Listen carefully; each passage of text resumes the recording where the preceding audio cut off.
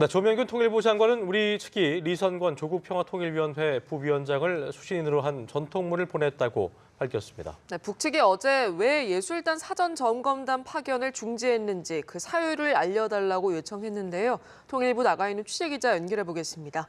김혜영 기자.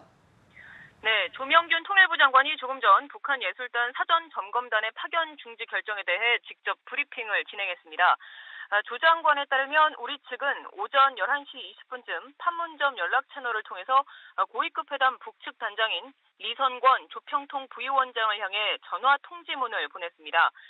조 장관 명의의 전통문을 보내고 또 직접 본인이 언론을 통해서 입장을 발표했다는 점에서 그만큼 이번 상황을 엄중하게 인식하고 있는 것이라는 해석이 나옵니다. 그 전통문에는 크게 세 가지의 정부의 입장이 담겼습니다. 첫 번째는 북측의 예술단 사전점검단의 파견을 중지한 사유를 알려달라고 요청하는 내용입니다.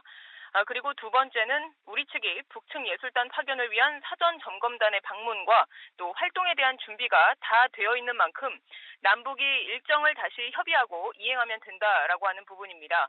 그리고 세 번째는 우리 측이 어제 통보했던 남측 선발대 파견도 양측이 합의한 대로 이행하자라는 입장입니다. 이처럼 조 장관이 직접 파견 중지 사유를 설명해달라고 요청한 건 그만큼 북측의 정확한 의중을 알고 상황을 신속하게 타개하려는 의미가 담긴 것으로 보입니다. 이와 관련해 정부는 북한이 점검단의 파견 자체를 취소한 건 아닌 것으로 보고 있습니다.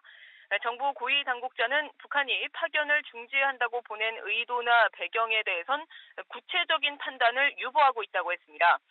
그러면서 오늘 아침 우리 측 판문점 연락관이 북한 연락관에 게시 통화를 하면서 이유를 물었지만 북측 연락관은 별 언급이 없었다고 했습니다. 아울러 현재까지도 북한 매체를 통해서 언급이 없는 상황이라며 현 단계에서 그 사유를 예단하는 것은 이르다고 생각한다라고 말했습니다. 지난 세 차례 남북회담 과정에서 북측이 어떤 대가를 얻어내려 한다든가 아니면 어떤 장애를 조성하려고 한다든가 하는 느낌은 받지 못했다고도 했는데요. 그러면서 이 고위 당국자는 일부 언론에서 과도한 추측성 보도나 비판적 보도를 하고 있는데 과거 북측은 우리 언론 보도에 대해서 때때로 불편한 반응을 강하게 보여왔다면서 보도 협조를 당부했습니다. 비판적 의견이나 부정적인 의견은 있을 수 있지만 좀 더 대승적인 차원으로 북한 대표단 참가 문제를 봤으면 좋겠다라고 말했는데요. 이처럼 고위 당국자가 북한의 반응을 의식해 남한 언론의 보도 협조를 당부한 건 남북 대화의 흐름을 깨트리지 않으려는 의도로도 보입니다.